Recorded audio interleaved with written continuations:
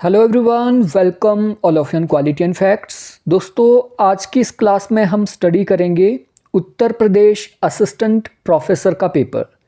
और ये जो पेपर हुआ था ये हुआ था 16-17 अप्रैल 2025 को, और इसकी ऑफिशियल आंसर की जो आई थी वो आई थी 10 मई 2025 को। और ऑफिशियल आंसर की के अकॉर्डिंग ही मैं आपको यहाँ पे आंसर बताने वाला हूँ।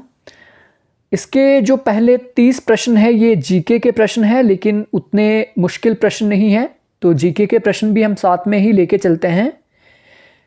पहला प्रश्न है, भुवनेश्वर तथा पुरी के मंदिर किस शैली में बनाए गए हैं? तो यह है नागर शैली, ऑप्शन ए। यहाँ पे असर्शन और रीजन का क्वेश्चन है। ग्लोबल इंडिया AI शिखर सम्मेलन का आयोजन हाल ही में नई दिल्ली के भारत मंडपम में हुआ, और ये बात बिल्कुल सही है। ग्लोबल इंडिया AI शिखर सम्मेलन ये भारत मंडपम में ही हुआ था। दूसरा, सिंगापुर, डेनमार्क और संयुक्त राज्य अमेरिका उच्चतम रेटिंग वाले AI में से हैं तथा भारत का प्रदर्शन अपेक्षाकृत मजबूत है। हाँ, ये बात बिल्कुल सही है कि सिंगापुर, डेनमार्क और संयुक्त राज्य अमेरिका उच्चतम रेटिंग वाले हैं। इन्होंने AI अच्छे से डेवलप किया है, भारत उतना मजबूत नहीं है। लेकिन असर्शन में बात की जा रही है ग्लोबल इंडिया AI शिखर सम्मेलन की, और यहाँ पे बात की जा रही है कंपैरिजन की, AI की भारत की दूसरे देशों के साथ तुलना। दोनों ही कथन सही है, लेकिन RA का सही रीजन नहीं है, तो ऑप्शन बी इसका राइट आंसर होगा। नेक्स्ट क्वेश्चन, 2024 में FDA द्वारा अनुमोदित कौन सी नई दवा अल्जाइमर रोग की प्रगति को धीमा करने के लिए मस्तिष्क में एमिलॉयड प्लेक को लक्षित करती है? एक नई दवा बनाई गई है जो कि अल्जाइमर रोग की जो प्रगति है उसको धीमा करती है। इस दवा का नाम है Kisunla. Option B is right answer, Kisunla इसका करेक्ट आंसर है। नेक्स्ट क्वेश्चन, किस राज्य सरकार ने देशी गाय को राज्य माता यानी गो माता का दर्जा दिया है? महाराष्ट्र ने जो देसी गाय है इसे गोमाता का दर्जा दिया है। Next question, Asian billiard championship 2024 कहां पे आयोजित की गई थी? ये की गई थी रियाद में। अगला प्रश्न, निम्नलिखित में से कौन सबसे युवा विश्व शतरंज का विजेता है? तो अभी ये बने थे Gukesh. Option D is right answer, Gukesh Dommaraju. Option D right answer है। निम्नलिखित में से कौन सा शोध में प्राथमिक डेटा संग्रह की विधि नहीं है, यानी प्राइमरी मेथड कौन सा नहीं है? साक्षात्कार डेफिनेटली प्राइमरी है, सर्वेक्षण है, अवलोकन है, लेकिन जो साहित्य समीक्षा है ये सेकेंडरी कही जाती है, क्योंकि हम इसमें किसी दूसरों के द्वारा लिखे गए किताबों को पढ़ते हैं, रिसर्चेस को इसमें पढ़ते हैं। सो ऑप्शन सी इसका होगा। अगला क्वेश्चन, शिक्षण में परियोजना विधि का जन्मदाता किसे माना जाता है? एजुकेशन में जो प्रोजेक्ट मेथड है, प्रोजेक्ट मेथड किसने डेवलप किया है? इसके फादर कौन है? इसके फादर है William Heard Kilpatrick. Option B William Heard Kilpatrick. अगला प्रश्न, प्राथमिक आंकड़ों के एकत्रीकरण की विधियां क्या है? जो आप प्राइमरी डेटा गैदर करते हैं, इकट्ठा करते हैं, वो कैसे करते हैं? इसके मेथड क्या क्या है? केस अध्ययन, हाँ आप केस स्टडी कर सकते हैं, आप डाक के माध्यम से क्वेश्चनियर भेज सकते हैं, आप शेड्यूल बना सकते हैं, लेकिन ऑनलाइन स्रोत इसका राइट आंसर नहीं है, तो करेक्ट आंसर होगा ABD ओनली, ABD। अगला प्रश्न, निम्नलिखित में से कौन सा शिक्षण में प्रारूपात्मक मूल्यांकन की विशेषता नहीं है? यहाँ पे पूछा गया है which of the following is not a characteristic of formative assessment. Formative assessment in teaching. Formative assessment का मतलब क्या होता है, जो साथ ही साथ आपकी असेसमेंट की जाती है। जैसे आपको चैप्टर पढ़ाया, चैप्टर के बाद से आपका असेसमेंट किया, आपसे क्वेश्चन पूछे, आपको समझ आया कि नहीं आया, वो है फॉर्मेटिव असेसमेंट। तो इसमें से कौन सी नहीं है फॉर्मेटिव असेसमेंट। सीखने में सुधार के लिए सतत प्रक्रिया प्रदान करना, देखिए ये तो बिल्कुल है। जैसे आप कोई लर्निंग कर रहे हैं, कोई चैप्टर आपने पढ़ा, तो साथ में ही आपकी प्रतिक्रिया मांग ली जाएगी कि आपको समझ आ रहा है कि नहीं। पाठ्यक्रम के अंत में ग्रेड प्रदान करना, तो यहाँ पे देखिए ऑप्शन बी इसका राइट आंसर होगा। जिसमें अंत में आपको ग्रेड दिया जाता है वो समेटिव असेसमेंट होती है। समेटिव यानी जो लास्ट में दी जाती है आपको, तो बी यहाँ नहीं है, ठीक है। तो करेक्ट आंसर ऑप्शन बी होगा। सी देख लीजिए, छात्रों को उनकी ताकत और कमजोरी पहचानने में मदद करना, ये भी है। प्रशिक्षकों को सुधार की आवश्यकता वाले क्षेत्रों के बारे में सूचित करना, ये भी है। तो ऑप्शन बी इसका राइट आंसर है। निम्नलिखित में से कौन सी शोध विधि नहीं है। दार्शनिक, ऐतिहासिक, सर्वेक्षण, अवलोकन। तो फिलॉसफी जो होती है, फिलॉसफिकल जो मेथड होता है, ये कभी भी रिसर्च का मेथड नहीं होता है। तो option A is right answer, ये सर्वेक्षण विधि नहीं है। निम्नलिखित में से कौन सा अशाब्दिक संप्रेषण का प्रकार नहीं है। अशाब्दिक का मतलब है नॉन वर्बल। नॉन वर्बल का मतलब है जिसमें शब्द शामिल नहीं होते हैं, बोलकर या लिखकर। वाणी संकेत पहला दिया है, वाणी संकेत। तो वाणी संकेत यानी आप बोल रहे हैं कुछ ना कुछ, तो यहां पे पूछा है नहीं है, तो ये तो डेफिनेटली है। लिखित संप्रेषण, तो लिखित में भी शब्द जो यहां पे आ जाते हैं। चक्षु संपर्क, आई कॉन्टैक्ट, स्पर्शनीय संपर्क। अब देखिए विच of the following is not a type of non verbal communication. Non verbal communication कौन सी इसमें से नहीं है। जो स्पर्श होता है, डेफिनेटली इसमें वर्ड शामिल नहीं होते हैं। आपके जो आई कांटेक्ट है, इसमें भी वर्ड शामिल नहीं होते हैं। लिखित में डेफिनेटली होते हैं वर्ड शामिल, लेकिन वाणी संकेत को यहाँ पे वॉइस सिग्नल कहा गया है, तो वॉइस सिग्नल बोलना यहाँ नहीं होगा इस क्वेश्चन के अकॉर्डिंग। तो ऑप्शन ए इसका ऑप्शन बी इसका राइट आंसर होगा, क्योंकि लिखित में तो डेफिनेटली वर्ड आ रहे हैं, इसमें वर्ड नहीं होंगे इसमें भी। तो वाणी संकेत इसमें भी नहीं, वॉइस मॉड्यूलेशन में भी ये होगा। अगला क्वेश्चन, निम्नलिखित में से किस संस्था ने वर्ष 2005 में ई ज्ञान कोश की शुरुआत की थी। ई ज्ञान कोश किसने शुरू किया है। यह शुरू किया है Indira Gandhi national open university यानी इग्नू ने शुरू किया था ई ज्ञान कोश। तो आप इस पे देख सकते हैं, डिफरेंट स्टडी मटेरियल आपको मिल जाएगा ई ज्ञान कोश पर। इनकी एप्लीकेशन भी इन्होंने डेवलप की है। सार्वजनिक वाईफाई का उपयोग करते समय सुरक्षा बढ़ाने के लिए अनुशंसित अभ्यास क्या है। When using पब्लिक वाईफाई, जैसे आप पब्लिक ट्रेन, रेलवे स्टेशन पे, कहीं पे आप एयरपोर्ट पे जो आप वाईफाई यूज करते हैं उसे पब्लिक वाईफाई कहा जाता है। What is recommended practice to enhance security. बिना किसी प्रतिबंध के संवेदनशील खातों तक पहुंच। दूसरा, अपने कनेक्शन को एनक्रिप्ट करने के लिए VPN का उपयोग करें। यहाँ पे देखिए बिल्कुल सिंपल सा क्वेश्चन पूछा गया है कि कैसे आप सिक्योरिटी बढ़ाएंगे। तो जब हम अपने कनेक्शन को एनक्रिप्ट कर लेते हैं, सिक्योर कर लेते हैं, उसमें पासवर्ड लगा लेते हैं और VPN का प्रयोग करते हैं, तो डेफिनेटली हम पब्लिक वाईफाई पे भी हमें कोई हैक नहीं कर सकता है। सभी सुरक्षा समायोजन अक्षम करे मतलब ख़त्म ही कर दे। दूसरों के साथ अपना कनेक्शन साझा करें। तो ये देखिए तीनों ऑप्शन आपको पता लग रहा है कि नहीं है, ऑप्शन बी ही इसका सही उत्तर होगा। नेटवर्किंग में VPN का क्या अर्थ है। नेटवर्किंग में VPN का मतलब क्या होता है, virtual private network. VPN means virtual private network. तो ऑप्शन ए इसका राइट आंसर है।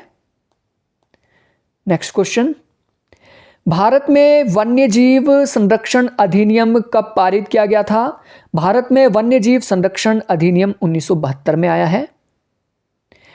निम्नलिखित में से कौन सी गैस ग्रीन हाउस प्रभाव नहीं डालती है? Carbon dioxide, carbon monoxide, methane या नाइट्रस ऑक्साइड। तो इनमें से कौन सी गैस ऐसी है जो ग्रीन हाउस गैस नहीं है? तो इसका करेक्ट आंसर है option B carbon monoxide. Carbon monoxide greenhouse प्रभाव नहीं डालती है। वायुमंडल में ग्रीन हाउस गैसों की बढ़ती प्रचुरता के निम्नलिखित संभावित प्रभाव के अतिरिक्त है? CO2 fertilisation, global warming, ozone क्षरण, जैव विविधता। मतलब ग्रीन हाउस गैसों की वजह से जो संभावित प्रभाव है उसके अलावा, मतलब ये नहीं हो रहा है ग्रीन हाउस की वजह से, क्या नहीं हो रहा है ग्रीन हाउस गैसेस की वजह से, वो आपको बताना है। तो जैव विविधता में वृद्धि कैसे हो जाएगी ग्रीन हाउस गैसों से? तो बहुत सिंपल सा है, ऑप्शन डी। इससे ओजोन डिप्लेशन हो रहा है, ग्लोबल वार्मिंग बढ़ रही है, इससे CO2 का जो फर्टिलाइजेशन है वो बढ़ रहा है, लेकिन बायोडाइवर्सिटी घट रही है ना कि बढ़ रही है। ऑप्शन डी इसका राइट आंसर होगा। निम्नलिखित में से कौन सा एक भारत का कृत्रिम बंदरगाह है? कृत्रिम यानी मानव निर्मित, ये है चेन्नई बंदरगाह। अगला क्वेश्चन, भारत के किस राज्य में सबसे अधिक बॉक्साइट का उत्पादन होता है? भारत में सबसे ज्यादा बॉक्साइट का उत्पादन होता है ओडिशा में। ऑप्शन सी होगा। शीत ऋतु में तमिलनाडु में होने वाला प्रकार क्या है? जब सर्दियां होती है तो सर्दियों में तमिलनाडु में क्या होता है? पर्वतीय, प्रतिचक्रवातीय, संवहनीय। इसका करेक्ट आंसर है जब शीत ऋतु चल रही होती है तो तमिलनाडु में चक्रवात आते हैं। आत्मीय सभा की स्थापना किसने की? आत्मीय सभा की स्थापना की थी राजा राममोहन रॉय ने। तो ऑप्शन बी इसका राइट आंसर है।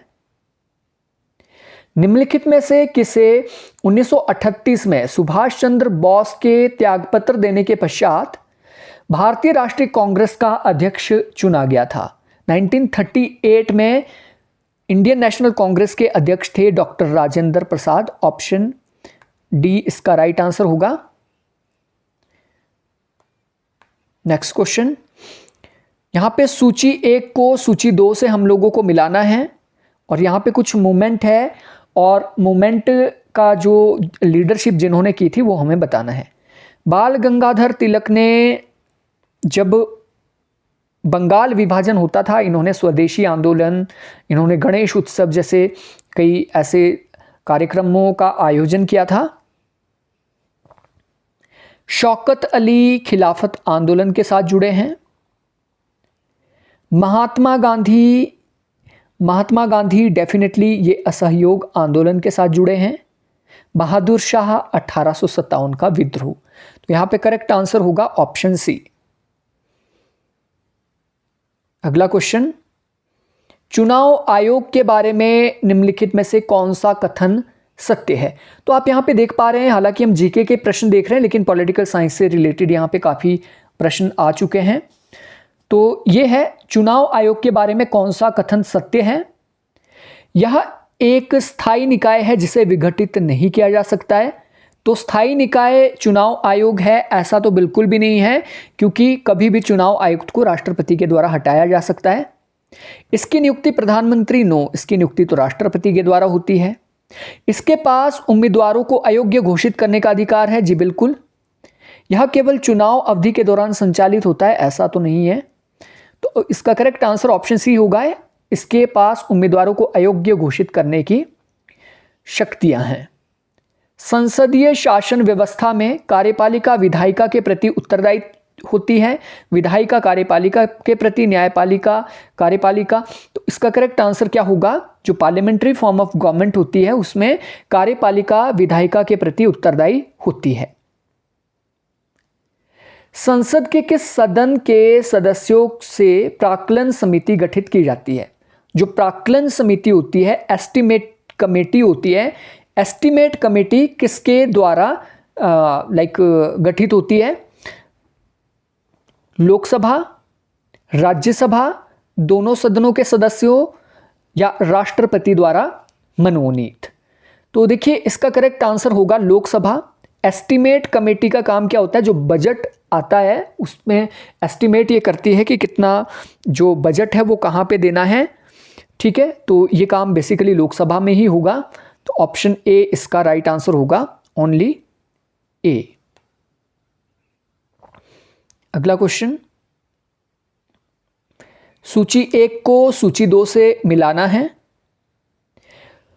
एडम स्मिथ ने किताब लिखी है द वेल्थ ऑफ नेशन। तो ए का 1 होगा, ए का 1 तीनों जगह पे है। दूसरा देख लेते हैं, माल्थस ने लिखा है principle of population, essay on the principle of population. तो बी का होगा 4।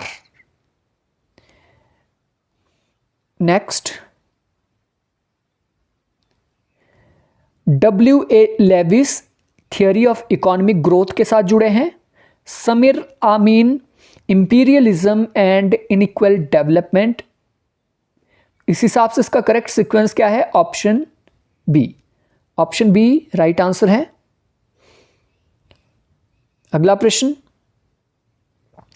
केंद्रीय बजट 2025-26 में किस राज्य में मखाना बोर्ड को गठित करने का प्रस्ताव दिया गया था? केंद्रीय बजट 2025, ये लेटेस्ट बजट से क्वेश्चन है। तो मखाना बोर्ड कहां पे बनाने की सिफारिश की गई है? यह है बिहार के अंदर। केंद्रीय बजट 2025-26 में कमाई का सबसे बड़ा स्रोत कहां से आने का अनुमान है? यानी भारत सरकार को पैसा सबसे ज्यादा कहां से आया है 25-26 में? तो इसका करेक्ट आंसर है आयकर, इनकम टैक्स। अब यहां से आगे स्पेसिफिक क्वेश्चन हमारे पॉलिटिकल साइंस के ही है, तो इनको देख लेते हैं। पहला प्रश्न, निम्नलिखित में से कौन सी उदार लोकतंत्र की विशेषता नहीं है? Which of the following is not a feature of liberal democracy? भाषण और अभिव्यक्ति की स्वतंत्रता यहां पे होती है। राजनीतिक दलों को संगठित करने का अधिकार भी यहां पे होता है। केंद्रीकृत नियोजन, तटस्थ संस्था के तत्वाधान में चुनाव। तो हाँ, हमारा जो इलेक्शन कमीशन होता है वो न्यूट्रल होता है और वो ही करता है। तो कौन सी विशेषता नहीं है? केंद्रीकृत नियोजन, क्योंकि सेंट्रलाइज्ड जो प्लानिंग होती है ये कम्युनिस्ट देशों में होती है, ना कि लिबरल डेमोक्रेसी के अंदर। तो ऑप्शन सी इसका राइट आंसर होगा। अगला प्रश्न, निम्नलिखित में से कौन सी एक विचारधारा का तर्क है कि प्रभुसत्ता की अवधारणा को राजनीतिक सिद्धांत से हटा देना चाहिए?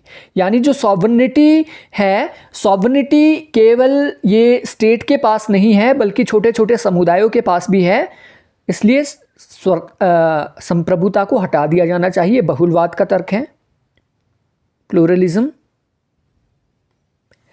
निम्नलिखित में से कौन सा राष्ट्रपति शासन व्यवस्था की विशेषता नहीं है? प्रेसिडेंशियल फॉर्म ऑफ गवर्नमेंट की इनमें से कौन सी विशेषता नहीं है?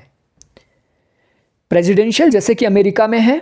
राज्य और सरकार के प्रधान के मध्य कोई भेद नहीं, हाँ ये तो सही है। निश्चित कार्यकाल 4 साल का होता है। विधानमंडल की शक्तियां, सीमित शक्तियां, शक्ति का पृथक्करण।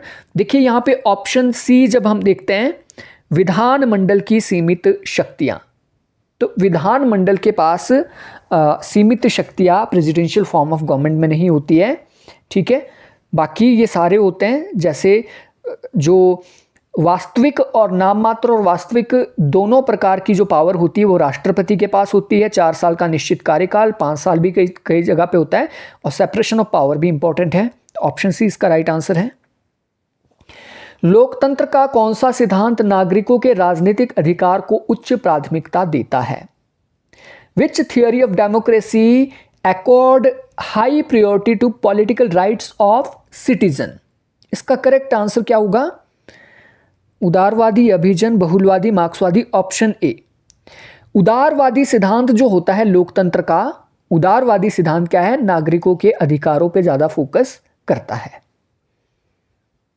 सूची 1 को सूची 2 से हम लोगों को मिलाना है। यहाँ पे यथार्थवाद, नव यथार्थवाद, उदारवाद, नव उदारवाद, और यहाँ पे Fareed Zakaria, Reinhold Niebuhr, S D. Krasner, Joseph Nye. तो इनको मैच करके देख लेते हैं। यथार्थवाद, रेनॉल्ड नेबुर इसके साथ जुड़े हैं, ये बात तो बिल्कुल क्लियर है। नव यथार्थवाद के साथ जुड़े हैं फरीद जकारिया, उदारवाद के साथ जोसेफ नाई, और नव उदारवाद के साथ क्रेजनर। इस हिसाब से करेक्ट सीक्वेंस बन रहा है इसका option A. Option A is right answer. अगला प्रश्न, सामूहिक राष्ट्रवाद सामूहिक विचार, सामूहिक भावना तथा सामूहिक जीवन यापन की एक प्रणाली है। नेशनलिज्म क्या है? एक कॉर्पोरेट थिंकिंग है, कॉर्पोरेट फीलिंग है और कॉर्पोरेट लिविंग है। ऐसा किसने कहा है नेशनलिज्म के बारे में? ये कहा है जर्मन ने। सो इसका करेक्ट आंसर होगा ऑप्शन बी, जर्मन। अगला प्रश्न, किसने राष्ट्र को स्वयं को निज के राज्य में यथेतरता प्रकट करने वाली भावना के एक समुदाय के रूप में परिभाषित किया? Who defined nation as a community of sentiment? यथेतरता मतलब sentiment which would adequately manifest itself in a state of its own. इस प्रकार की जो डेफिनेशन है राष्ट्रवाद की, ये दी है मैक्स वेबर ने। Option D. सूची 1 को सूची 2 से मिलाना है, और यहाँ पे कुछ पुस्तकें हैं और उनके लेखक हैं, तो सारी इजी है। तो देखिए, सबसे पहले द डिस्कोर्सेस मैकियावेली की है, तो ऑप्शन 2 के साथ ये सही बैठ रही है। The corpore politico Thomas Hobbes की है। Letter concerning toleration John Locke की है। द इमाइल जे रूसो की है, और इसका सही सीक्वेंस बन रहा है ऑप्शन डी। अगला प्रश्न, नीचे 2 कथन दिए गए हैं, असर्शन और रीजन देख लेते हैं। राष्ट्रीय आंदोलन के दौरान स्वदेशी, बहिष्कार और हड़ताल तिलक की विचारधारा के केंद्र में थे। क्या क्या? स्वदेशी, बहिष्कार और हड़ताल। रीजन, कालांतर में इन विचारों को सामाजिक न्याय के अपने लक्ष्य को अग्रसारित करने के लिए अंबेडकर ने भी अपनाया। आगे चलकर अंबेडकर ने भी इन्हें अपनाया। अब यहां पे देखिए, स्वदेशी, क्या सब स्वदेशी की बात अंबेडकर के विचारों में कहीं मिलती है? बहिष्कार या हड़ताल की बात कहीं मिलती है? नहीं, कहीं पे आपको नहीं मिलेगी। और इवन जो स्वदेशी का विचार महात्मा गांधी ने दिया था, उसको भी गलत साबित किया था अंबेडकर ने कि इससे कोई नेशन को फ़ायदा नहीं होगा, इस प्रकार की बात की थी। ए सही है, आर गलत है। ऑप्शन सी इसका राइट आंसर है। यहाँ पे 2 कथन दिए हैं और दोनों कथन हमें देखने हैं। अंबेडकर अधिकारों के प्राकृतिक सिद्धांत में विश्वास करते थे। वे अधिकारों की अविच्छेद्यता पर बल देना चाहते थे। अब पहला देखिए, पहला बिल्कुल सही है। अंबेडकर अधिकारों के प्राकृतिक सिद्धांत में विश्वास करते थे। उनका मानना था कि मनुष्य प्रकृति से समान रूप से पैदा होते हैं, मनुष्य को समानता का अधिकार मिलना चाहिए, समता का अधिकार, स्वतंत्रता, भाईचारा, इसी के आधार पे उन्होंने दिया। और वे अधिकारों की अविच्छेद्यता पर बल देते थे, यानी इनडिसॉल्यूटिबिलिटी, मतलब अधिकार लगभग बिना किसी भेदभाव के सभी को मिलना चाहिए। इसे कहा जाता है इंडिसॉल्यूबिलिटी। थोड़ा प्रोनाउंसिएशन में प्रॉब्लम है, उसके लिए माफ़ी चाहूँगा, लेकिन दोनों ही ये सही है, ऑप्शन 1 और 2। जॉन लॉक के राजनीतिक दर्शन में सही क्रम को पहचानिए। जॉन लॉक ने जो राजनीतिक दर्शन दिया है उसका सही क्रम, तो पहला तो प्राकृतिक अधिकार होंगे, क्योंकि प्राकृतिक अधिकार समाज राज्य से पूर्व मिले हैं, तो 2 जगह है। उसके बाद आ जाएगी प्राकृतिक अवस्था। पहले प्राकृतिक अधिकार आपको जन्म के साथ मिले, फिर आप प्राकृतिक अवस्था में जाते हैं, बिल्कुल सही है, यहाँ पे भी है। फिर आपका कॉन्ट्रैक्ट होता है, और उस पहले लोगों के बीच एक कॉन्ट्रैक्ट होता है और उससे नागरिक समाज बनता है। तो ऑप्शन डी इसका राइट आंसर है। यहाँ पे असंगत को आपने चुनना है, जो कि गलत है। Power elite C Wright Mills, iron law of oligarchy Robert Michels, governing and non governing elite Vilfredo Pareto, ये भी सही है। कल्चरल या कल्चर इंडस्ट्री गिटेनो मॉस्का, तो ये गलत है। कल्चरल इंडस्ट्री के बारे में हमने बात की है, तो ऑप्शन डी गलत है यहाँ पे। अगला क्वेश्चन, यहाँ पे सूची 1 को सूची 2 से मिलाना है। सर्वहारा की तानाशाही, सर्वहारा की तानाशाही का विचार दिया था कार्ल मार्क्स ने। कम्युनिस्ट पार्टी का विचार दिया था लेनिन ने। वर्चस्व का, हेजेमनी का जो सिद्धांत है ये ग्रामशी ने दिया है। नव सर्वहारा वर्ग टीबी बोटा, मोर जो कि एलाइड थियरी के साथ जुड़े हुए हैं। तो इसका करेक्ट आंसर, करेक्ट सीक्वेंस बन रहा है ऑप्शन ए।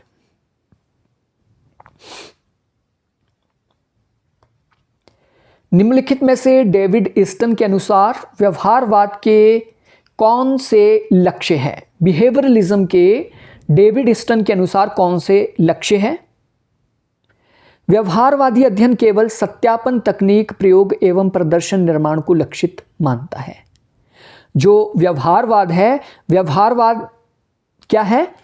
ये सत्यापन यानी वेरिफिकेशन, टेक्निकल प्रयोग और प्रदर्शन निर्माण को लक्ष्य मानता है। और हाँ, बिल्कुल मानता था, ये केवल इन 3 चीज़ों को ही लक्ष्य मानता था, और इसलिए बाद में जब संशोधन हुआ कि ये 3 चीज़ें ही काफ़ी नहीं है, और भी चीज़ें इसमें ज़रूरी है, तो उत्तर व्यवहारवाद आता है। हाँ, ये पहला कथन यहाँ पे बिल्कुल सही है। दूसरा, मानकीकरण, व्यवस्था वृद्धिकरण, समग्रता एवं नियमन व्यवहारवादी अध्ययनों के मुख्य तत्व है। और ये बात भी बिल्कुल सही है, जो आपका क्वांटिफिकेशन हो गया, सिस्टमाइजेशन हो गया, इंटीग्रेशन हो गया, रेगुलरिटीज़ हो गया, ये सारी व्यवहारवाद में हम देखते थे, और इसी के माध्यम से हम प्योर साइंस बनाना चाहते थे, पॉलिटिकल साइंस को। तो ऑप्शन सी इसका राइट आंसर है, ये दोनों सही है। नागरिक संस्कृति के विचार के विकास हेतु आमंड और वर्बा ने निम्नलिखित में से किस एक देश का अध्ययन किया था? जब इन्होंने पॉलिटिकल कल्चर का सिद्धांत दिया, आमंड और वर्बा ने, तो ये किस देश का अध्ययन कर रहे थे, किस देश पर ही आधारित था? ये था मैक्सिको पर। मैक्सिको का अध्ययन इन्होंने किया था। ऑप्शन बी राइट आंसर है। निम्नलिखित में से कौन सा युग्म सुमेलित नहीं है? Arthur F Bentley, the process of government, बिल्कुल सही है। Charles Merriam, new aspect of politics, 1925 की किताब है, व्यवहारवाद इसमें से आया था। David Easton, the structure of scientific revolution, ये तो कुन की है, TH कुन, तो ये डेफिनेटली यहाँ पे ऑप्शन सी सुमेलित नहीं है। Graham Wallas, human nature in politics, तो ऑप्शन सी इसका राइट आंसर है। अगला क्वेश्चन, आर्गेंस्की के अनुसार राजनीतिक विकास की निम्नलिखित अवस्थाएं हैं।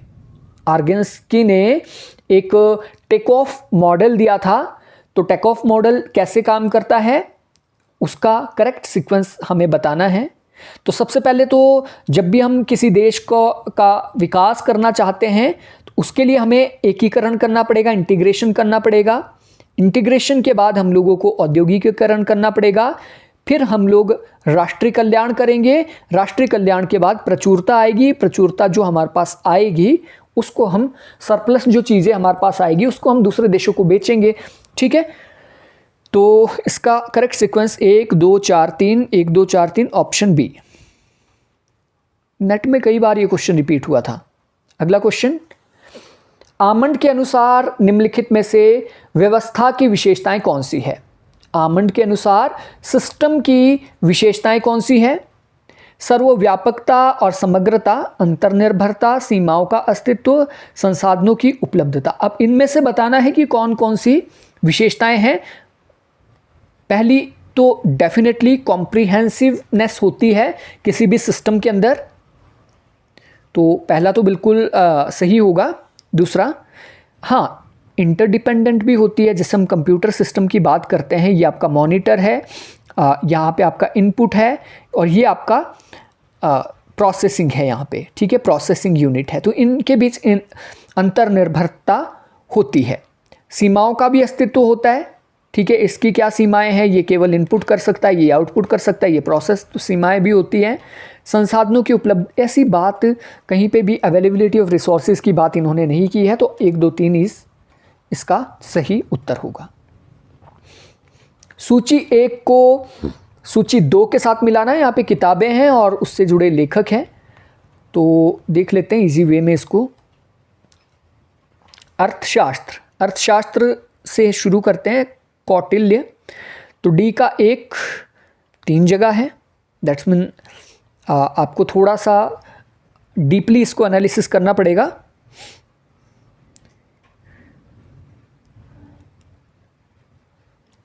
Neo realism and its critique, ये किताब है R.O.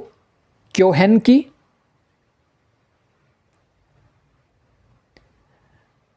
रूट्स ऑफ रियलिज्म, ये फ्रैंकल की किताब है, B Frankel. Man the state and war, Kenneth Waltz की किताब है। और इस हिसाब से ऑप्शन बी इसका राइट सीक्वेंस होगा। अगला प्रश्न, किसने संघवाद को स्वशासन और साझा शासन के रूप में परिभाषित किया? Who defines federalism a system of self rule and shared rule. Self rule तो है लेकिन शेयर्ड रूल भी है, ये कहते हैं डैनियल फ्लेजर। ऑप्शन ए, डैनियल फ्लेजर। निम्नलिखित में से कौन राजनीतिक विकास का सिद्धांतकार नहीं है? और ऐसा ही जो क्वेश्चन है ये हमने अभी देखा, हरियाणा असिस्टेंट प्रोफेसर में भी आया था कि इनमें से कौन विद्वान है, तो वहाँ पे विद्वान आया था, यहाँ पे आया विद्वान नहीं है। लुशन पाई है, डेफिनेटली लुशन पाई ने विचार दिया है।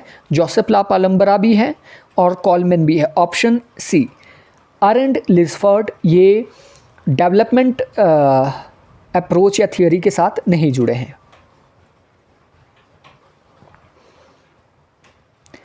निम्नलिखित स्वतंत्रताओं को भारतीय संविधान के अनुच्छेद 19 में उनके प्रस्तुत होने के क्रम में व्यवस्थित कीजिए। और ये क्वेश्चन नेट में पहले आ चुका है, एज इट इज क्वेश्चन आया था, तो सही क्रम इसका क्या होगा? प्रस्तुत होने के क्रम की यहाँ पे बात की जा रही कि जब ये प्रस्तुत हुए थे, तो इसका सही क्रम क्या है? किसी भी व्यवसाय को करना, संघ या यूनियन बनाना, भारत के किसी भी क्षेत्र में रहना या बसना, बिना हथियार के शांतिपूर्वक एकत्रित होना। देखिए, एक के अंदर है विचार और अभिव्यक्ति की स्वतंत्रता,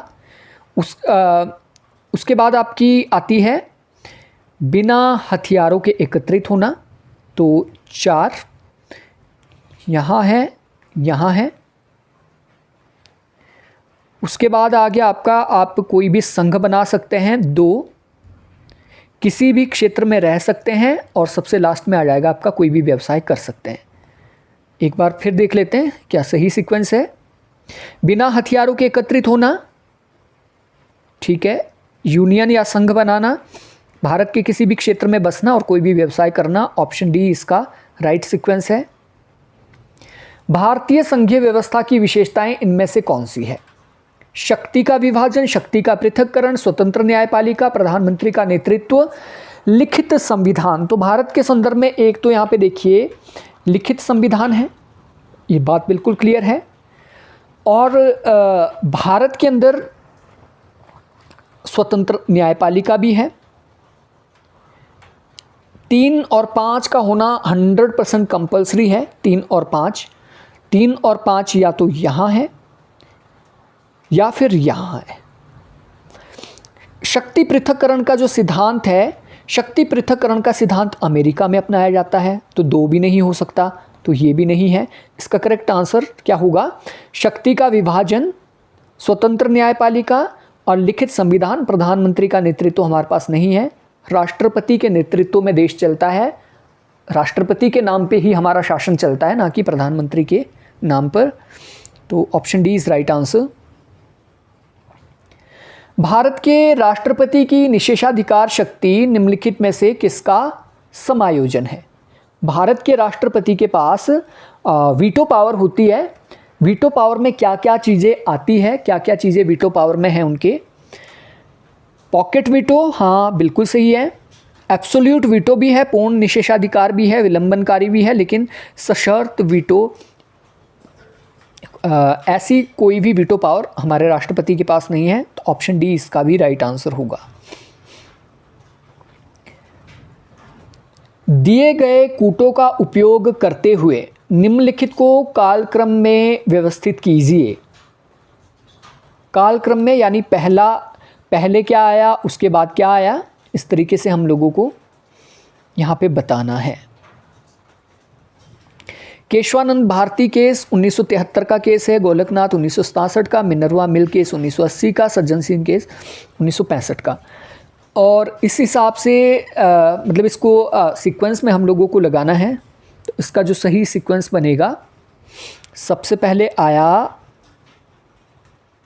4 सज्जन सिंह केस 1965, फिर आएगा गोलकनाथ केस 1967, फिर आएगा केशवानंद भारती केस 1973 और सबसे लास्ट में आएगा 3 मिनरवा मिल। ऑप्शन सी इसका राइट सीक्वेंस होगा।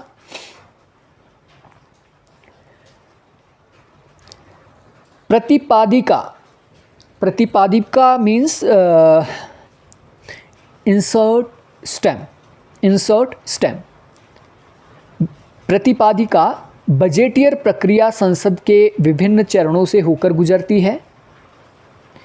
इसका आरंभ संसद में बजट प्रस्तुतिकरण से होता है। इसके प्रावधानों पर सामान्य बहस के बाद बजट को पास कर दिया जाता है।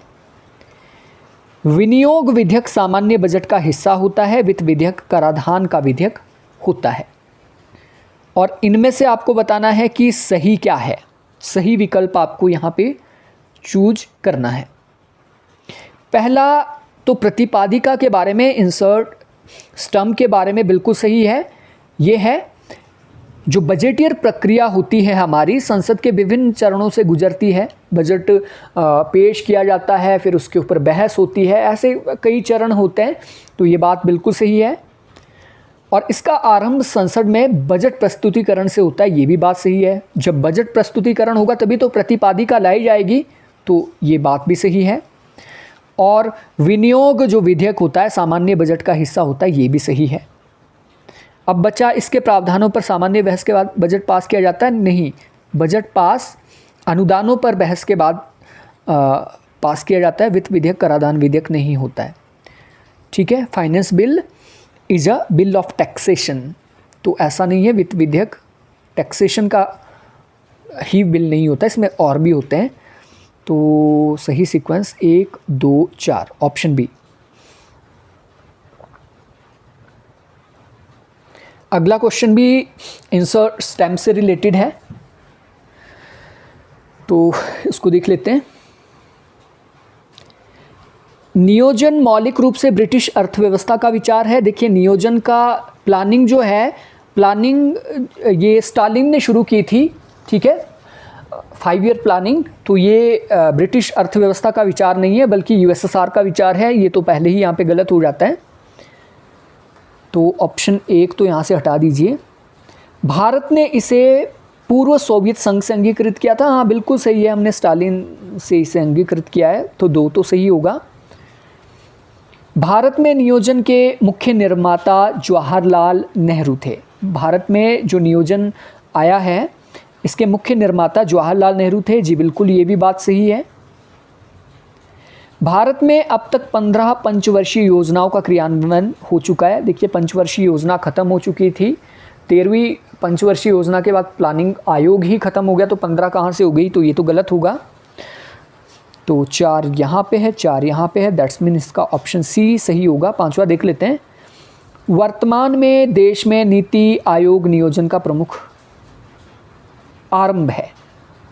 2, 3, 5 सही है।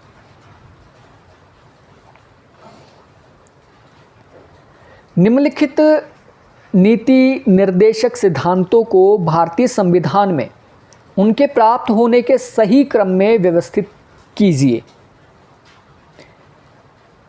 नीति निर्देशक जो सिद्धांत है उसे सही क्रम में हमें लगाना है। तो सबसे पहले कर्मचारियों के निर्वाह हेतु वेतन इत्यादि,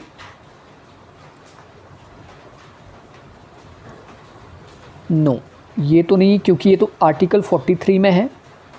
आर्टिकल 43 में है ये। ग्राम पंचायतों का गठन आर्टिकल 40 में है। न्यायपालिका को कार्यपालिका से पृथक करना आर्टिकल 50 के अंदर है। सामान्य न्याय और निशुल्क विधिक सहायता ये 39 में है। तो सबसे पहले आएगा 1, फिर आ जाएगा 3, फिर आ जाएगा 4 और फिर आएगा 2। ऑप्शन बी इसका राइट आंसर है। नेक्स्ट क्वेश्चन, निम्नलिखित में से कौन से कथन सही है? इनमें से कौन से कथन सही है? भारत में चुनाव सुधार अत्यधिक अपेक्षित है। Electoral reform are much desired in India. हाँ, ये हम कह सकते हैं। बीपी जीवन रेड्डी समिति ने चुनाव के राज्य वित्त पोषण का विरोध किया, यानी जो चुनाव के लिए सरकारें राज्य पैसा देते हैं ये नहीं होना चाहिए। ये जीवन रेड्डी समिति की सिफारिश थी। इंद्रजीत गुप्ता समिति ने चुनाव के राज्य वित्त पोषण का समर्थन किया। तो इनके सिफारिश को पलटते हुए इंद्रजीत गुप्ता ने बिल्कुल ये फैसला दिया था। इसके ऊपर मैंने डिटेल वीडियो अपलोड की है समितियों के ऊपर, तो वहाँ पे आप देख सकते हैं। चुनाव सुधारों को अब संसद द्वारा स्वीकार कर लिया गया है। जो चुनाव सुधार है, क्या अब इन्हें संसद द्वारा स्वीकार कर लिया गया है? तो कहाँ किया है? नहीं किए हैं अभी भी सारे के सारे। तो ऑप्शन ए राइट आंसर है। स्थानीय शासन पर निम्नलिखित समितियों को सही क्रम में व्यवस्थित करें। लोकल सेल्फ गवर्नमेंट पे जो समितियां बनी हैं उसे सही क्रम में लगाना है। जीवीके राव समिति 1985 की है, एलएम सिंघवी 1986 की है, अशोक मेहता 1978 की है, थुंगन मुझे याद नहीं आ रही है, बट हम सीक्वेंस इसके आधार पे यहाँ पे लगा सकते हैं इसका। तो सबसे पुरानी यहाँ पे कौन सी हो गई? सबसे पुरानी होगी अशोक मेहता, क्योंकि 78 की है। एलएम सिंघवी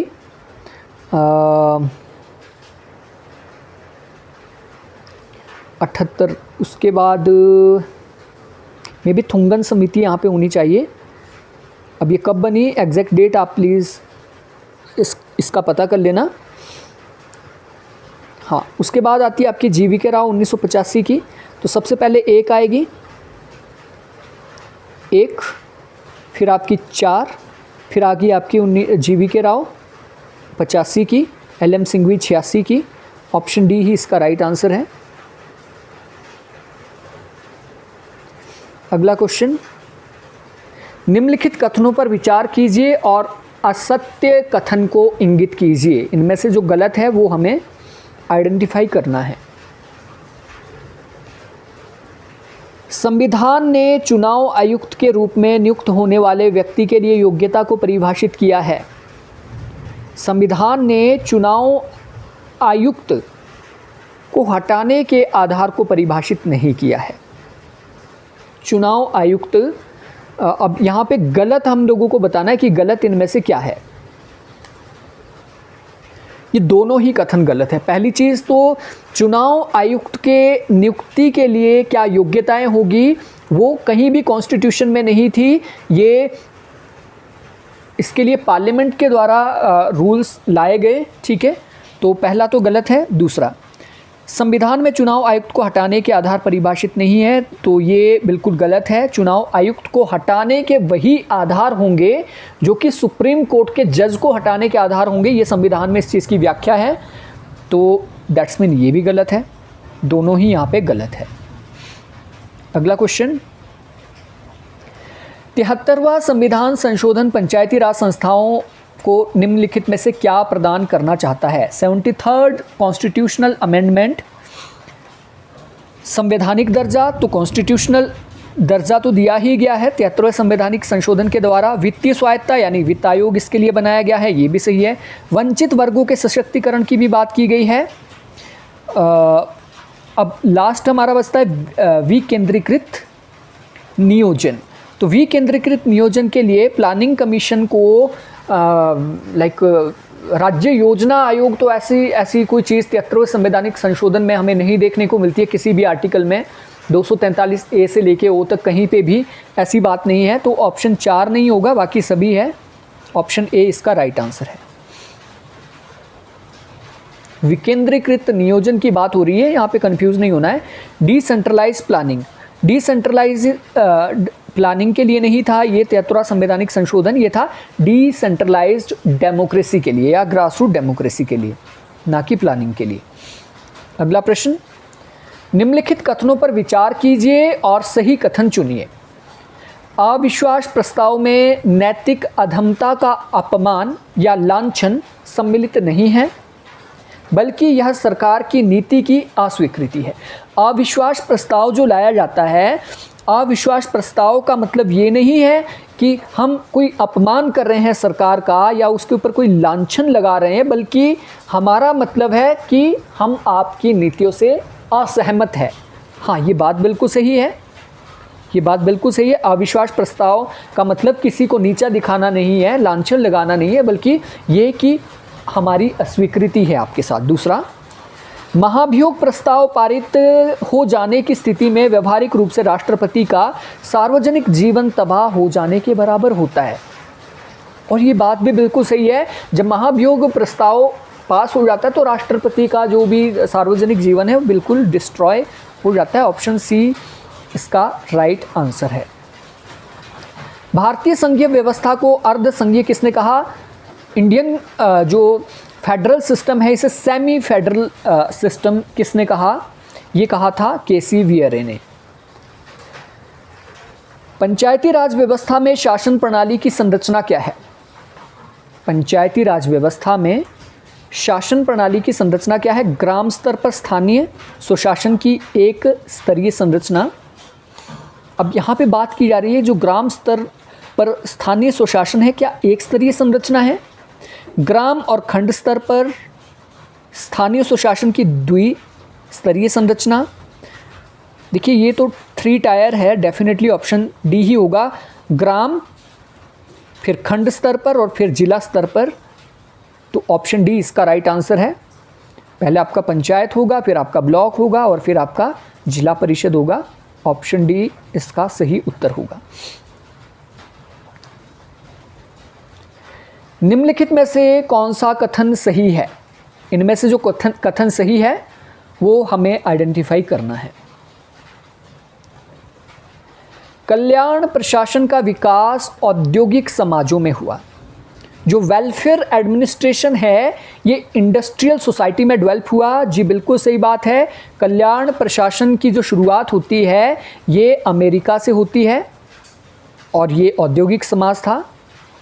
इसने औद्योगिक समाज की सामाजिक समस्याओं को हल करने का प्रयत्न किया। तो औद्योगिक समाज में अगर इसका जन्म हुआ तो डेफिनेटली औद्योगिक समाजों की समस्याएं खत्म करना चाहता था ये। इसका संबंध निर्धनता, बीमारी और कष्टों जैसे मुद्दों को ख़त्म करना था। हाँ, ये बात भी सही है। न्यू डील लेजिस्लेशन अमेरिका में हम देखते हैं तो वो निर्धनता, बीमारी और कष्टों को ख़त्म करने का ही एक मुद्दा था। इसमें लोगों को कई सामाजिक सेवाएं प्रदान की गई और ये बात भी सही है। कल्याण प्रशासन में निजी क्षेत्र की कोई भूमिका नहीं है। देखिए कल्याण प्रशासन जो है आपका वेलफेयर एडमिनिस्ट्रेशन है, ये पीपीपी मॉडल पर आधारित है, यानी पब्लिक प्राइवेट पार्टनरशिप। तो ऑप्शन ई नहीं होगा, बाकी तो सब सही है। ऑप्शन ए इसका राइट आंसर है। नीचे असर्शन और रीजन दिए गए हैं, देख लेते हैं। वेबर की निर्मिति में नौकरशाही को सिविल सेवाओं के रूप में नहीं समझना चाहिए। मैक्स वेबर ने एक मॉडल दिया है, ठीक है, निर्मिति इसको कहा जाता है, फॉर्मुलेशन इन्होंने किया है। वेबर की निर्मिति में नौकरशाही को सिविल सेवाओं के रूप में नहीं समझना चाहिए, ये बात बिल्कुल सही है कि जो नौकरशाह है ये सिविल सेवाओं का रूप नहीं है। नौकरशाह का मतलब वेबर के संदर्भ में कुछ और था। वेबर की निर्मिति की विशेषता मूल्य निरपेक्षता है। मूल्य निरपेक्षता यानी जो एक नौकरशाह होगा उसकी जो पहचान होगी वो कुर्सी से होगी, ठीक है। आज कोई बैठा है, कल कोई और बैठेगा, यानी मूल्य निरपेक्षता रहेगी। तो ये बात भी सही है, लेकिन असर्शन यहाँ पे कुछ और बात कर रही है। यहाँ पे जो बात की जा रही है, नौकरशाही को सिविल सेवाओं के रूप में नहीं समझना चाहिए। क्यों नहीं समझना चाहिए, उसका सही एक्सप्लेनेशन यहाँ पे नहीं दिया गया है। दैट्स मीन ऑप्शन बी इसका राइट आंसर होगा।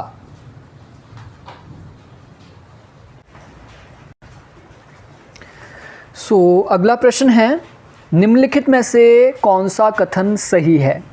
पहला, नवलोक प्रबंध का विचार 1950 के दशक के मध्य में आया। अब देखिए इसका जब हम देखते हैं नवलोक प्रबंध को, तो नवलोक प्रबंध आया है 1980 के दशक में, तो ये बिल्कुल गलत है। क्रिस्टोफर ह्यूड्स इसके प्रमुख प्रवर्तक है। क्रिस्टोफर ह्यूड्स जो है वो नवलोक प्रबंध के प्रवर्तक माने जाते हैं, ये बात बिल्कुल सही है। बीमार सार्वजनिक क्षेत्र के लिए यह एक मानक उपचार है। बीमार सार्वजनिक क्षेत्र का मतलब क्या होता है, जैसे कंपनी जो घाटे में जा रही है उन्हें उठाने के लिए नवलोक प्रबंध एक इम्पॉर्टेंट मानक उपचार माना जाता है। यह 3E पर अवलंबित है, एफिशिएंसी, इकोनॉमी और एक चीज़ और है। ऑप्शन डी बिल्कुल सही है, 3E पर इफेक्टिवनेस, एफिशिएंसी और इकोनॉमी। मैक्स वेबर नवलोक प्रबंध के अग्रगामी थे, तो मैक्स वेबर नहीं है, क्रिस्टोफर ह्यूड्स है। तो ए और ई गलत है, B C D, option D इसका राइट आंसर होगा। दो कथन दिए गए हैं। कथन एक, लोक प्रशासन सरकार के लक्ष्य को प्राप्त करने का एक यंत्र है।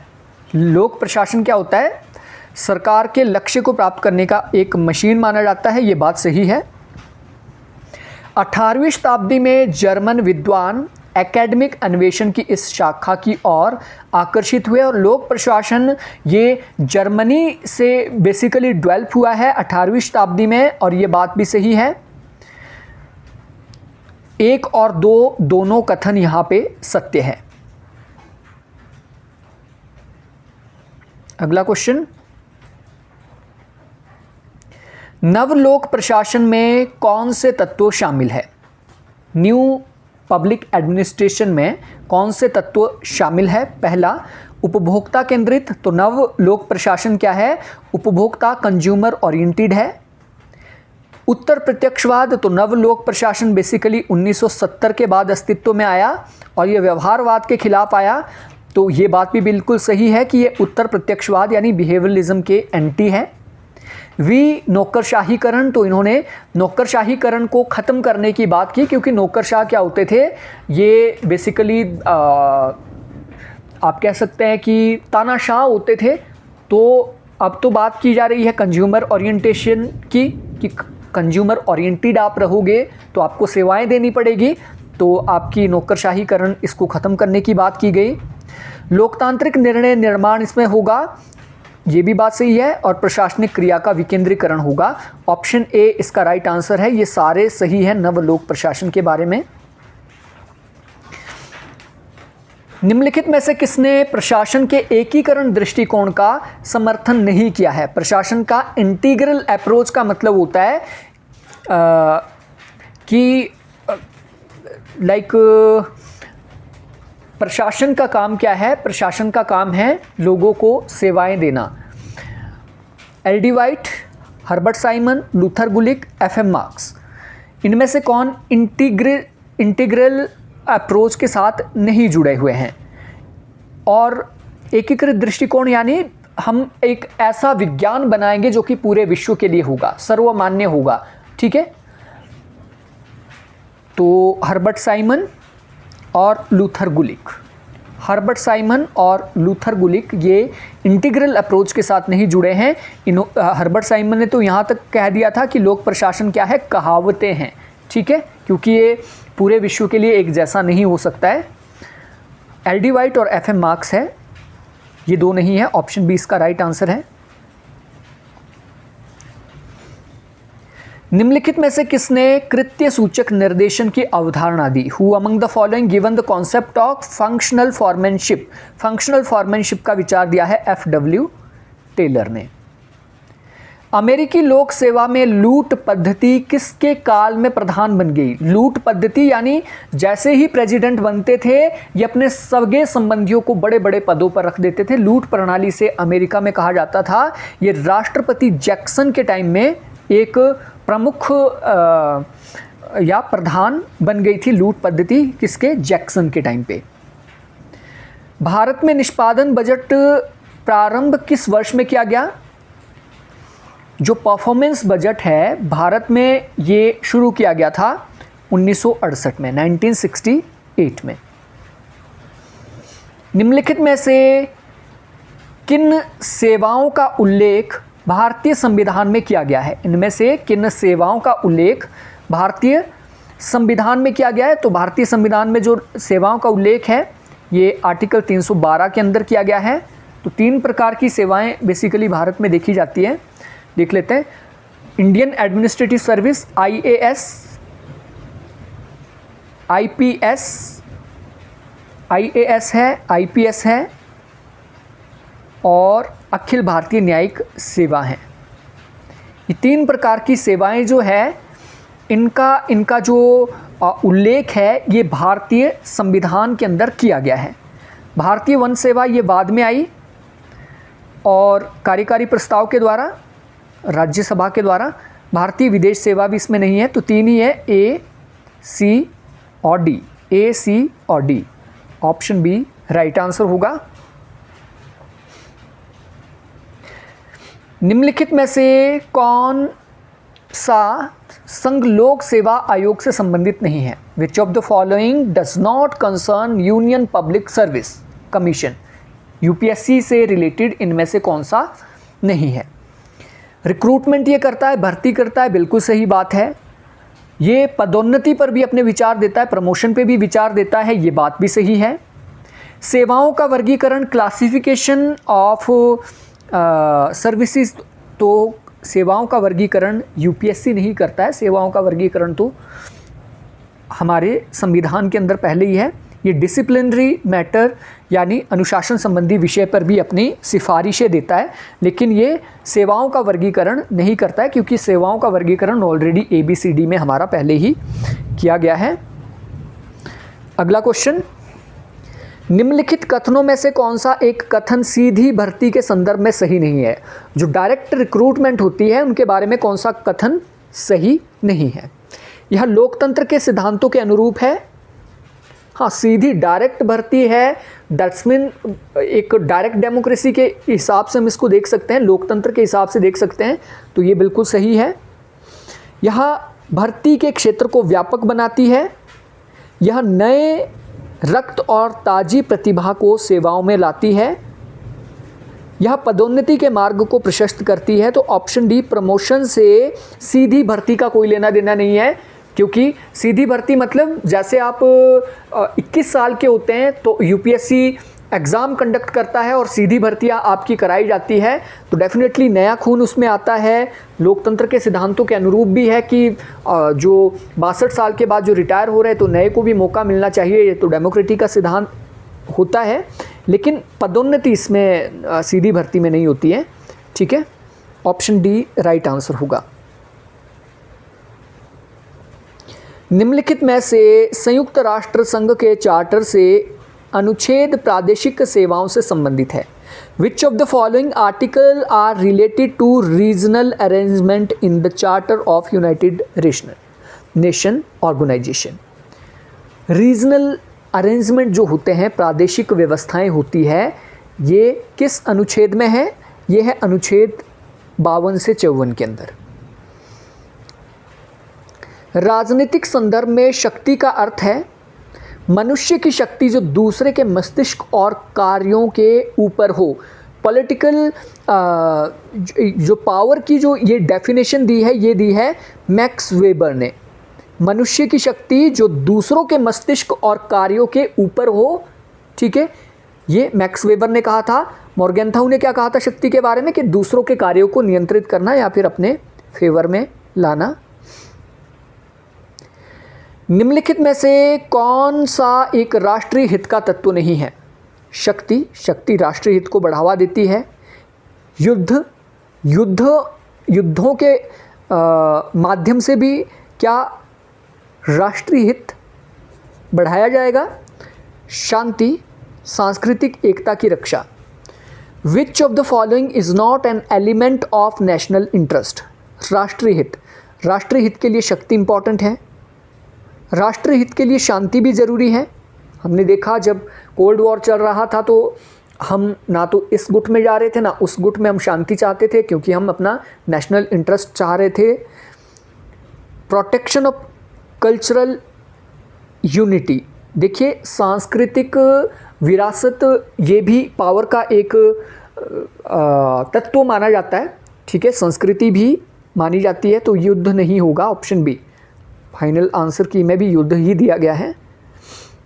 अगला क्वेश्चन, शीत युद्ध के समय लाई गई मार्शल योजना का निहितार्थ क्या था? मार्शल योजना कब लाई गई? जब सेकेंड वर्ल्ड वॉर के कारण बहुत ज़्यादा डैमेज हो गया था कंट्री को, तो डिफरेंट कंट्रीज़ को उभारने के लिए मार्शल प्लान लाया गया था। देख लेते हैं इसका निहितार्थ क्या था। तृतीय विश्व की अर्थव्यवस्थाओं का निर्माण, पश्चिमी यूरोपीय अर्थव्यवस्थाओं का पुनर्निर्माण। ऑप्शन बी इसका राइट आंसर है। युद्ध के कारण पश्चिमी देशों को जो नुकसान हुआ था उसकी भरपाई के लिए लाया गया था मार्शल प्लान। नेक्स्ट क्वेश्चन, निम्नलिखित जलवायु परिवर्तन सम्मेलनों को काल क्रम में लगाएं। ये जलवायु परिवर्तन सम्मेलन जो हुए हैं इसका सही क्रम क्या होगा? पृथ्वी सम्मेलन रियो डी जनेरियो 1992 में होता है, क्योटो प्रोटोकॉल 1997 में, कोपेनहेगन सम्मेलन 2007 में, बाली सम्मेलन 2009 के अंदर नहीं। कोपेनहेगन सम्मेलन 2007 के अंदर या 2009 के अंदर। बाली सम्मेलन लेटेस्ट है 2012 का, तो ऐसा होगा। नो, इसको थोड़ा सा हमें एक बार फिर से देखना पड़ेगा, रिविजिट करना पड़ेगा। रियो डी जनेरियो बिल्कुल ठीक है। उसके बाद क्योटो प्रोटोकॉल 1997, तो 1-2 कोपेनहेगन सम्मेलन, पहले बाली होगा फिर कोपेनहेगन होगा। ऑप्शन सी इसका राइट आंसर है। किसका मत है कि भारत के नैतिक मूल्यों ने इसकी विदेश नीति को शांतिपूर्ण सह अस्तित्व और विविधता में एकता के सिद्धांतों पर चलाने का आधार प्रदान किया है? Who hold that India's moral value also provided the basic for conduct of its foreign policy on principle of peaceful coexistence and unity in diversity. ये विचार है वॉजेस्की का, थॉटसन वॉजेस्की का, कि जो भारत के नैतिक मूल्य है इसने ना केवल विदेश नीति को शांतिपूर्ण अस्तित्व दिया है बल्कि हम अपने विविधता में एकता को भी बचा के रख पाए हैं। एटम फॉर पीस नामक निशस्त्रीकरण की योजना का विचार किसने दिया था? एटम फॉर पीस का जो विचार दिया था ये दिया था ड्वाइट आइजनहॉकर ने, ड्वाइट आइजनहॉकर।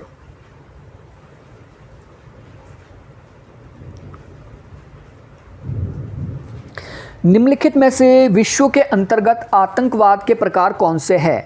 आतंकवाद इनमें से कौन कौन सा है? क्रांतिकारी आतंकवाद और उपक्रांतिकारी आतंकवाद।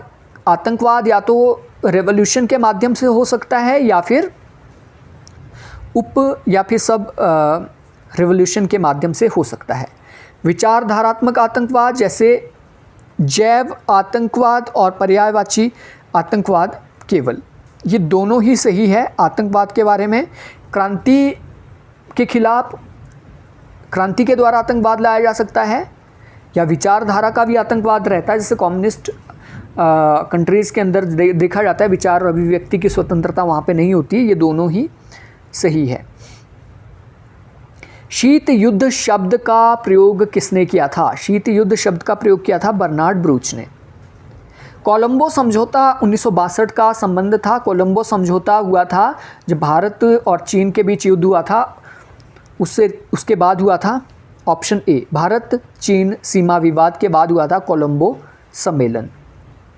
निम्नलिखित में से किसने सर्वप्रथम पेरोस्ट्रोइका और ग्लासनोस्ट शब्द का प्रयोग किया? पेरोस्ट्रोइका और ग्लासनोस्ट, ये मिखाइल गोर्बाचोव लास्ट महासचिव थे यूएसएसआर के। निम्नलिखित में से किस नेता ने गुटनिरपेक्ष आंदोलन को अंतर्राष्ट्रीय छलावा कहा? Which of the following leader describe the non alignment movement as international hoax? ये एक प्रकार का छलावा है, ये कहा था गद्दाफी ने, कर्नल गद्दाफी। भारतीय विदेश नीति के बारे में 2 कथन दिए गए हैं, दोनों को देख लेते हैं। यह शांति, मित्रता, शांतिपूर्ण सह अस्तित्व तथा सचिव गुटों के मध्य सेतु की नीति है। हाँ, बिल्कुल सही बात है, गुटनिरपेक्षता भी हमने अपनाई है। शांति, मित्रता, शांतिपूर्ण सह अस्तित्व पंचशील के अंदर है। यह साम्राज्यवाद, जातिवाद और उपनिवेशवाद का विरोध करती है। दैट्स मीन ऑप्शन ए, दोनों ही कथन सही है। निम्नलिखित में से किस आयोग निकाय का गठन 1964 में हुआ? 1964 में किस निकाय का गठन हुआ? तो 1964 में केंद्रीय सतर्कता आयोग सीवीसी का गठन हुआ था, संथानम कमीशन की रिपोर्ट के आधार पे। महात्मा गांधी राष्ट्रीय रोजगार गारंटी अधिनियम के बारे में कौन सा कथन सही है, सत्य है? यह 2006 में पारित किया गया। महात्मा गांधी राष्ट्रीय रोजगार गारंटी योजना, बेसिकली ये 2009 से मनरेगा बना। मनरेगा 2009 से जाना जाता है, पहले तो नरेगा कहा जाता था, तो ये तो गलत है। इसे 2006 में ही क्रियान्वित किया गया था, लेकिन नरेगा के रूप में, तो ये बात बिल्कुल सही है। 2006 में क्रियान्वित किया गया था नरेगा को, 2005 में पारित और 2006 में क्रियान्वित। आरंभ में इसे देश के 100 जिलों में क्रियान्वित किया गया था। आरंभ में क्या 100 जिलों में ही क्रियान्वित किया गया था, लेकिन आई थिंक ये गलत है। यह प्रत्येक ग्रामीण घर को, हाँ ये बिल्कुल सही है कि 100 दिन का रोजगार देता है। इसका लक्ष्य ग्रामीण क्षेत्रों से निर्धनता उन्मूलन करना है, ये भी सही है। BDE ऑप्शन डी इसका राइट आंसर है। सुशासन और विकास के लिए भागीदारी उन्मुख नागरिक समाज पर विश्व बैंक की रिपोर्ट में कब बल दिया गया? क्वेश्चन है, good governance and participative civil society for development were emphasised by World Bank report on 1992। ठीक है, सुशासन और विकास की भागीदारी पर ये जो रिपोर्ट आई थी, कब आई थी? विश्व बैंक की 1992 में। निम्नलिखित में से कौन सी समिति ने भारत में ओ तथा एम संगठन के निर्माण की सिफारिश की? ओ संगठन और एम संगठन के निर्माण की सिफारिश किसने की? एप्लबी समिति ने। निम्नलिखित में से भारत में नगर पालिकाओं के कौन से कार्य हैं? म्युनिसिपैलिटी क्या क्या काम करती है भारत में? भूमि उपयोग विनिमय और पारिस्थितिकी आयामों को प्रोन्नति, बिल्कुल सही है। जो भी भूमि से रिलेटेड काम होते हैं, इकोलॉजी से रिलेटेड, उसके विकास के लिए, डेवलपमेंट के लिए काम करता है। सांस्कृतिक क्रियाकलाप और उद्योगों का संचालन, तो कल्चरल काम तो सिविल सोसाइटी करती है, कोई भी नेशन स्टेट नहीं करता है, ना एमसी करती है। केवल एक सही है, ऑप्शन ए सही है ओनली।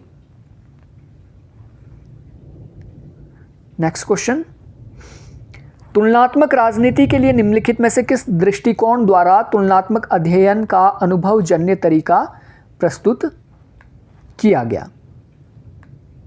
प्रश्न है जो कंपैरेटिव पॉलिटिक्स है, कंपैरेटिव पॉलिटिक्स के लिए निम्नलिखित में से किस दृष्टिकोण द्वारा तुलनात्मक अध्ययन का अनुभवजन्य तरीका प्रस्तुत किया गया? नव राज्यवाद के द्वारा, नव संस्थावाद के द्वारा, व्यवहारवाद के द्वारा या उत्तर व्यवहारवाद के द्वारा? तो इसका करेक्ट आंसर है ऑप्शन सी। कंपैरेटिव पॉलिटिक्स के लिए जो एम्पिरिकल तरीका है डेफिनेटली व्यवहारवाद ही करेगा। आधुनिक कैडर पार्टी की अवधारणा निम्नलिखित में से किस विचारक ने दी? ये दी थी रूड कूले ने। रूड कूले ने आधुनिक कैडर पार्टी की अवधारणा दी थी। अगला क्वेश्चन, डेविड ईस्टन की राजनीतिक व्यवस्था की दृढ़ता की अवधारणा निम्नलिखित में से किस अनुशासन से मूल रूप में लाई गई है? डेविड ईस्टन की जो सिस्टम अप्रोच है ये कहाँ से आई है? ये आई है जैविक विज्ञान से। बटरलान्फी ने ये बायोलॉजी या फिर बायोलॉजिकल साइंस में दी थी बटरलान्फी से, तो डेविड ईस्टन ने ये अडॉप्ट की है। निम्नलिखित में से किस समाजशास्त्री ने स्ट्रक्चरल फंक्शनल अप्रोच पर गैब्रियल आमंड के कार्य को प्रेरित किया? Which of the following sociologist inspired Gabriel Almond's work on structural functional analysis? Talcott Parsons ये समाजशास्त्री थे, समाज वैज्ञानिक थे, इनसे प्रेरित हुए थे गैब्रियल ए आमंड, और इनकी प्रेरणा से ही इन्होंने स्ट्रक्चरल फंक्शनल अप्रोच दी थी।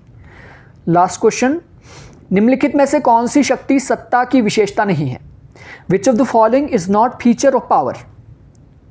इनमें से कौन सी शक्ति की विशेषता नहीं है? यह एक प्रबंधकीय अधिकार है, यह प्रत्यायोजन नीचे से होता है, इसका प्रत्यायोजन ऊपर से होता है, या अधीनस्थों को कार्य सौंपने का अधिकार है? देखिए, जो सत्ता होती है, जो शक्ति होती है, वो डेफिनेटली मैनेजमेंट का एक राइट होता है। अगर पावर मैनेजमेंट के पास नहीं होगी तो वो सिस्टम को ठीक से नहीं चला पाएंगे, और शक्ति कभी भी नीचे से नहीं आती है, शक्ति हमेशा ऊपर से आती है। जैसे आपके सीईओ है, सीईओ से पावर जनरल मैनेजर को आती है, जनरल मैनेजर से एचओडी को आती है। तो ऑप्शन सी बिल्कुल सही है, delegated from above, this is right to assign work to subordinate. So option B यहाँ पे गलत है और गलत ही पूछा है। तो ये था हमारा यूपी असिस्टेंट प्रोफेसर का पेपर।